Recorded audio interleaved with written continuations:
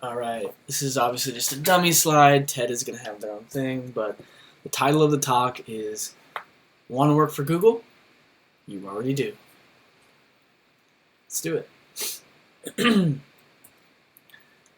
you remember the first time you fell off your bike? Maybe you laid on the ground crying because it hurt and you didn't know what to do. Or maybe you're one of those freaks that got up and tried again with blood running down your leg. Regardless of what happened in that moment, you learn what it's like to fall off your bike. You learn what you did wrong, and you probably learned, or took a guess, as to how you could prevent it next time. But what you probably didn't do was think about the fact that you just created data. What kind of data? Well, there's the amount of times you wobbled back and forth, the pain you felt when you hit the ground, the number of people standing on the side that you thought you could trust but are now laughing at you hysterically. Yeah, all of this, although we don't generally think about it this way, can be considered data. And tonight, data is what we're going to talk about. To humans, we call this data memories or life experience, and it defines the way we live our lives. To a machine, data does the same thing. Just like you didn't know how to ride a bike the first time you picked one up, no machine has ever been plugged in and understood how to operate. Machine intelligence requires code as its baseline instructions and data to help make it more intelligent over time. And this is the real reason companies want access to our data so bad. Because unlike previous eras of work when we had to screw in the nuts and bolts to build machines, today we create the data that makes machines intelligent. Unfortunately, as soon as we train them, the plan is to dump us for the machines. So, for the rest of our time together, I will demonstrate how data is really being used and why it's so important that we understand what we're consenting to when we check that little box that says, I agree. Let's start with Google Maps. We've all used Google Maps before, but have you ever thought about how it was made? Sure, Google engineers coded the system. That's right. But Maps is only as good as it is because billions of us work for Google every day by taking pictures of our most recent meal, rating and reviewing businesses, pinning new locations that didn't exist before. Without us, Maps wouldn't be the same. Tesla is another example. Do you think Tesla's been training all those cars alone? No way. Tesla cars have sensors all over them that are constantly capturing data to make their cars smarter. This means everyone driving a Tesla is training its machine intelligence. And by the way, if your car has lane assist or self-park or any of the other smart features that most cars have today, your car has the same sensors and you're doing the same thing. It's just for a larger corporation, so it takes longer to roll out. But it's coming. What about Adobe? Did you know that since 2013, when Adobe switched to cloud services, they've been collecting data about the way we use their platform? And now, Adobe is leveraging that data to create a tool called Adobe Sensei, which they hope will automate the creative process. But it's not just the major tech companies that want to take advantage of our lack of awareness. Systems like Da Vinci's surgical solutions are sold to hospitals as a more modern, elegant way of performing surgery. You better believe that at the same time, those doctors are training these machines how to operate. Same goes for legal work. In 2016, JP Morgan created a system called Coin to automate the process of analyzing legal documents. And that year alone, they displaced more than 360,000 hours worth of labor. Just imagine how much more it will be as the system becomes more intelligent and expands into other areas of business.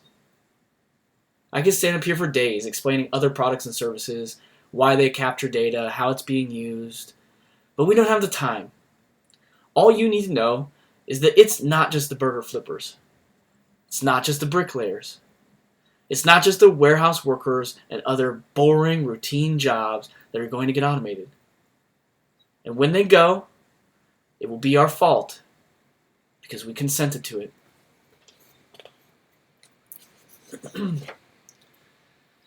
And this is where my story begins. Everything we just discussed, on top of the fact that technology companies are intentionally creating addictions at a global scale and profiting off the distribution of fake news, among other things we'll never hear about because they have billion-dollar PR teams to cover things up, is why 2 years ago, at age 27, I decided to walk away from a six-figure salary consulting for Google, sell almost everything I own, and live out of my car to educate the world about what's really happening behind the scenes in Silicon Valley. Since then, I've written a book called Automating Humanity, which I hope will be your guide to the future.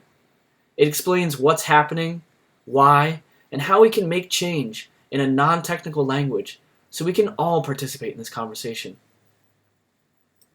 I've also started Beacon, the Better Ethics and Consumer Outcomes Network, to help companies translate these ethical dilemmas into business solutions that improve both the customer experience and the bottom line.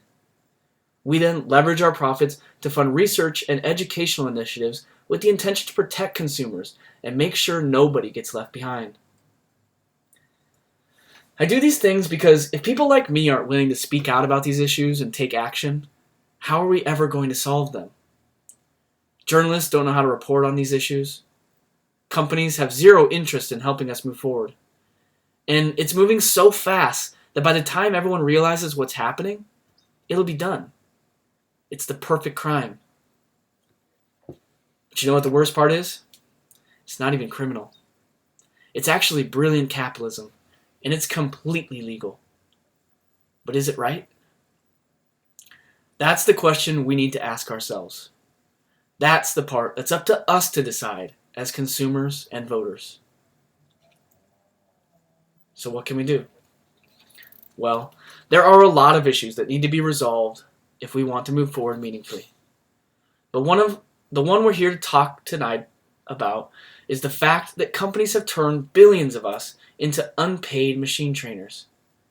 And in doing so, they have created a multi-trillion-dollar stream of unpaid, tax-free labor. Now, if you're a company focused on finding efficiencies in your business and driving profit as high as possible, there's no reason to change this. But it needs to change. And I'm not the only one who believes so. Earlier this year, Wyoming passed a bill making data personal property, meaning Wyoming citizens now have a right to own their data and determine how it's used. In 2020, California will take similar steps when the CCPA initiates. These are small steps towards what our future could look like, but it's up to us to determine where it actually ends up. Imagine a world where we own our data and have the right to determine how it's allowed to be used. Imagine a world where we can understand how what we share affects our lives and reasonably give consent. Imagine a world where we profit off our data instead of giving it away for free to companies that use it to make billions. This isn't some distant dream. This is a future that's coming, and it's on its way. But getting there will require all of us to take action and demand more, both of the companies running the industry and of our legislators who are working to protect us. It's time we demand that we own our data and are guaranteed the right to understand what we're consenting to. So, when you leave here tonight, share what you've learned with those who couldn't attend. Read more, become informed, and begin to form your own opinion about these issues. Because we have elections coming up next year, which means we have an opportunity to make change. And trust me, technology issues will be on your ballot in 2020. Let's make 2020 the year we disrupt the disruption that Silicon Valley seems so proud of, and take steps toward regaining stability in our lives, our communities, and our future together.